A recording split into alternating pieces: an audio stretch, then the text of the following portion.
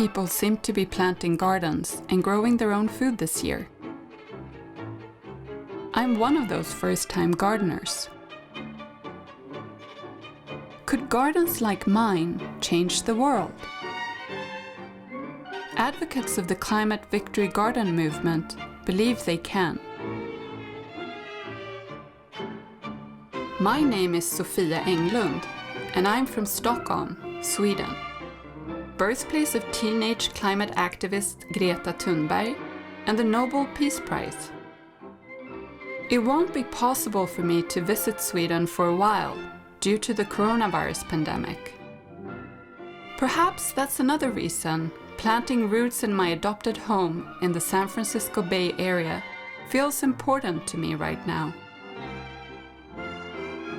There's something freeing about trying something out for the first time, something that you know nothing about. For some reason with the gardening, I just wanted to get my hands in the soil or in the dirt and learn by doing. And I think there's something freeing in that. So I planted a bunch of seeds, and of course they all germinated, and now we have all of this lettuce growing and all of this carrot. These little seedlings have sort of become like my little babies. So I check them every night and every morning, and it's obviously really exciting when you can see them grow. But this morning when I woke up and I came out here, I saw this big mess here, and I was pretty upset. My suspicion is that it was a squirrel. We have this big walnut tree here. It's about 150 years old, and it's a great place to hang out if you're a squirrel. Some of the leaves, and especially this eggplant, it has these white little spots on it, and there's obviously a bug who's enjoying these leaves and eating. It's also eating in the pepper plant, and it's been eating on the basil. And so I'm not quite sure what's going on. I'm going to be consulting the experts to try to figure out what's going on. I've set up a video chat with Tony Pasentino, the Education Program Manager at the Sonoma Ecology Center. The center operates the Sonoma Garden Park, a city-owned public park and community garden. I'm hoping Tony can give me some gardening advice and teach me about victory gardens. So I came out one morning and checking on my plants, as I do, and I noticed that an animal had been digging in the soil. And my theory is that it was a squirrel. We have some squirrels here that love the walnut tree. What can you do if you have squirrels digging in your soil and sort of disrupting the plants? We live amongst the squirrels, we have to coexist with them. The old method that's been proven is actually cayenne or red chili powder, dried powder. If you can dust a light amount on your topsoil near where they were scavenging, it's been known to deter them. They're not into the spicy foods. That's great. I'll try that.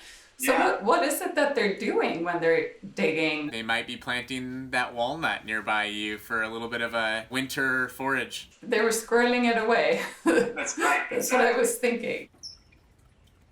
Something is eating away at my plants. Do you have some ideas what that might be? Common one that we find in a lot of gardens are what's called the cabbage lopper. And it's a small green caterpillar-like larva that finds its way into a lot of garden crops. And the easiest solution for that is really to be observant and to manually pick them off and maybe feed a bird or an animal nearby with it.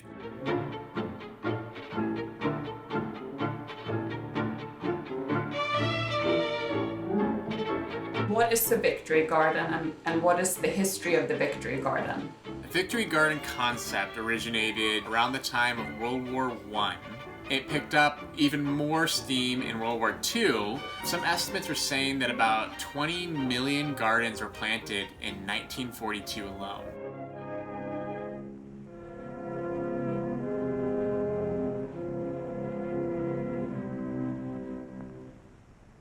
On this farm in the rolling hill country of northern Maryland, the Holters, rallying to the call for more food, joined the growing army of victory gardeners. In addition to the gardens being a way to help support the troops, it was also a morale boost. To be able to have a duty and a role gave people more purpose and a direction of how to provide their support. One of the main people that really deemed it a victory garden was actually one of the leading agricultural scientists of the 20th century, George Washington Carver. And George Washington Carver released a pamphlet that was called Nature's Garden for Victory and Peace. And personally, I think we should probably start to change the name that we're offering of this modern day victory gardens. That one has a better zing to it. I like that it's not just war, but it's also nature and peace. How can that feeling that you have purpose and you're contributing to a greater cause, how does that translate now in the time that we live in? These modern day climate gardens have been around and actually surged with the recent shelter-in-place mandate. People connecting back with the land is really important right now.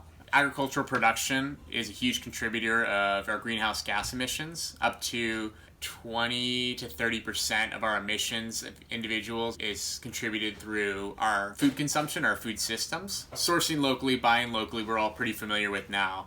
What it also does is bring awareness to individuals about climate change. Being very aware of the natural cycles makes us aware of how climate change is impacting them.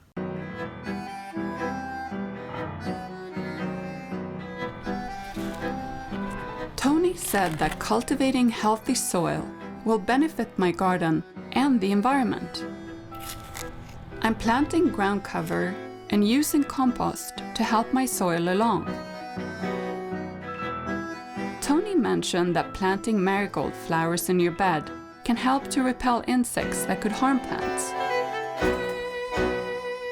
Before planting, I decided to consult with the owners of the Living Seed Company, founded in Point Reyes Station.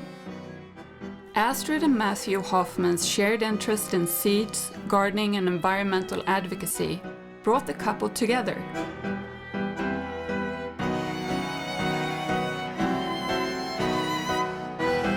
As a first-time gardener and seed saver, I could certainly use some advice and inspiration from them.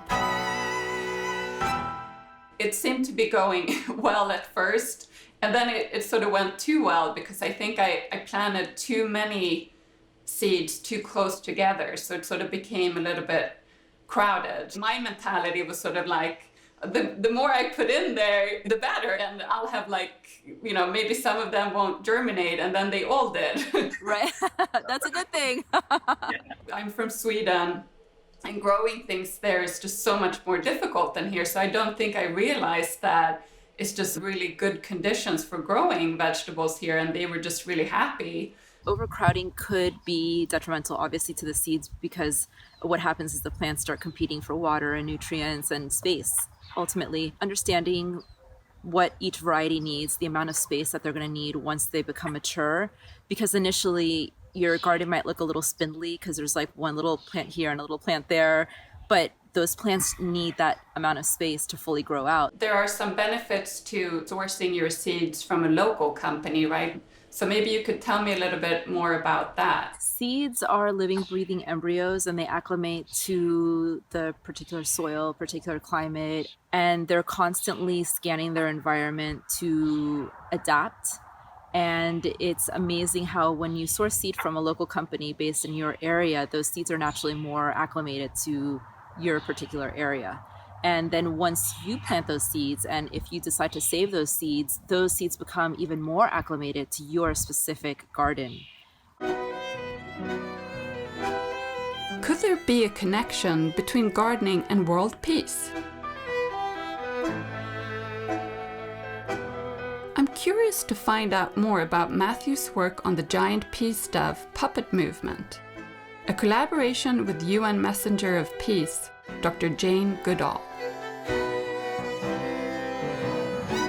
We had people all over the world in over 80 countries building and flying these peace dove puppets, from the tops of Mount Kilimanjaro to the jungles in Ecuador, Hutus and Tutsis in Congolese refugee camps, Israeli and Palestinian youth, and then we flew them at the United Nations with Kofi Annan and his wife. Muhammad Ali was there for the first giant peace dove flight. They've been flying at the United Nations General Assembly ever since. That's a really interesting way to communicate to people a message that might sometimes feel very big. You can sort of reach people in a way that really resonates with them on a deeper level. And I think the same with food. People might not agree on a lot of things, but food is a thing that a lot of people who have a lot of different ideas can agree on. Good food is good food. Sharing food is important across the world. We've talked about world peace. What about getting some inner peace from gardening, and what's your experience with that? One of my most favorite things to do is to plant a seed, water it, and within a few days see it sprout out. It's a miracle. It's something that's beyond explanation. And then you get to tend it over months and watch it develop and grow, and then it nourishes you in the end. Or you're just sitting still in your garden when things are in bloom and just listening to the wind blow through the plants and catching a fragrance from some flowers that you've planted. There are all these elements that I think naturally soothe people's minds and hearts. We think every year is a good year for people to have gardens, but this year might be an especially good one. I hope I will be gardening for many years. When I'm working with my hands in the earth, I don't feel so far away from Sweden. I feel connected to the world beyond.